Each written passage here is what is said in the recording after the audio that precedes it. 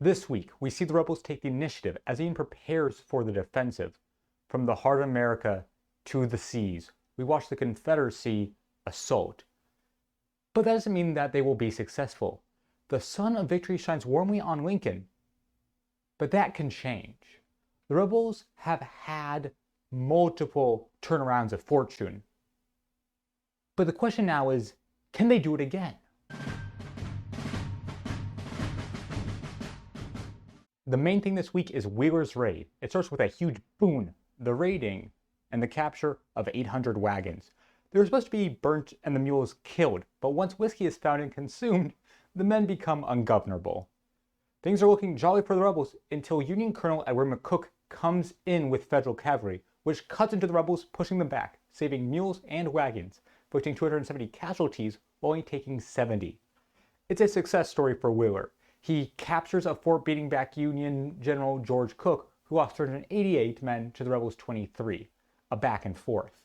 On the 7th, the Union concentrates its force in a small town, Colonel McCook and General Crook, and their leader, Brigadier General Robert.E.Lee Mitchell.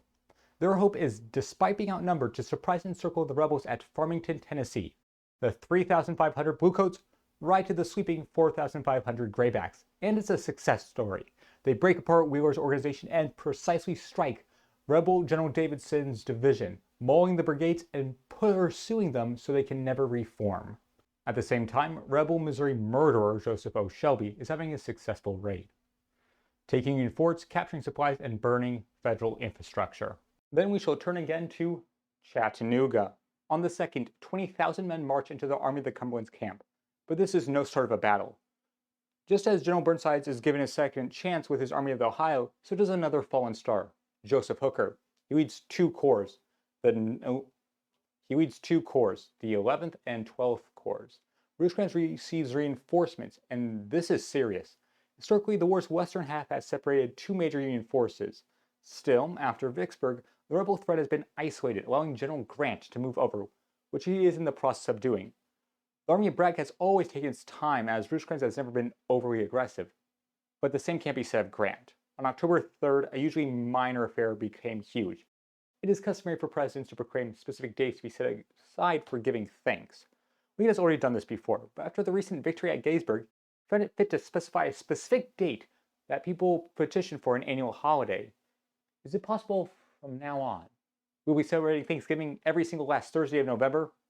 Probably not, as Lincoln didn't even bother to write it, let alone make it permanent. But maybe. On the 5th, the war turns to the seas as the defenders of Charleston Harbor try to break the Union's blockade. The blockade is enforced by some very intimidating ironclads. Sending a regular ship against an ironclad is suicidal. But what about a torpedo boat? Lieutenant William Glassell commands the small vessel. Its strength is that it can achieve surprise. The problem with it is its only armament is a spar torpedo, and it has no cover. The boat surprises the ironclad, making it to within 50 meters of the Ironsides before being spotted.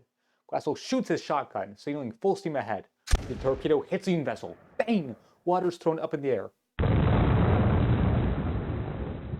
column of H2O lands on the deck of the new Ironsides, and on Glassell's CSS David, which put out David's engine. A hole is put in the Ironsides, but is quickly repaired, giving full attention to the stranded rebels. Glassell and his three men are confused about what happened.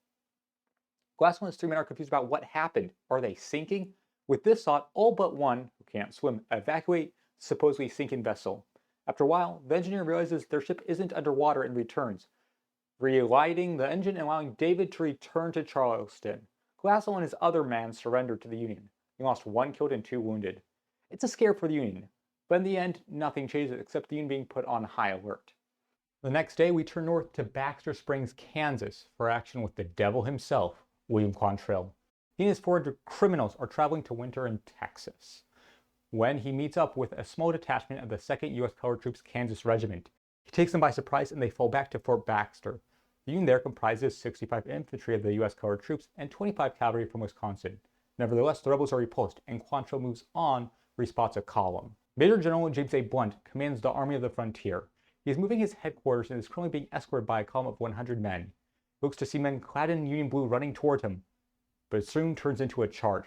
Quantrill's men, wearing captured Union uniforms, massacre the column, killing 80 of them, and Blunt narrowly escapes with his life.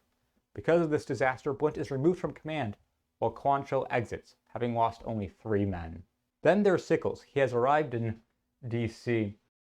and longs to see his corps. I hope in a few days to serve the country we all love so well with my comrades in the 3rd Army Corps.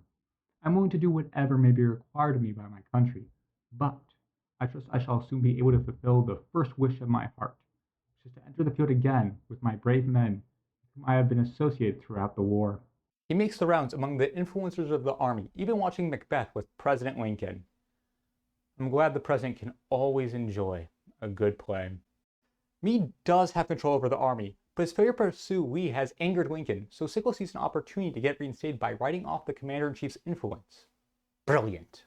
That's where the week ends, and we see how both sides prepare for the following winter. Use amassing forces in the west, signifying a future push in the area. This does weaken the east, but it seems that the Battle of Gettysburg wore both sides out. The Confederacy is hoping for a victory via 1,000 cuts using extensive raids.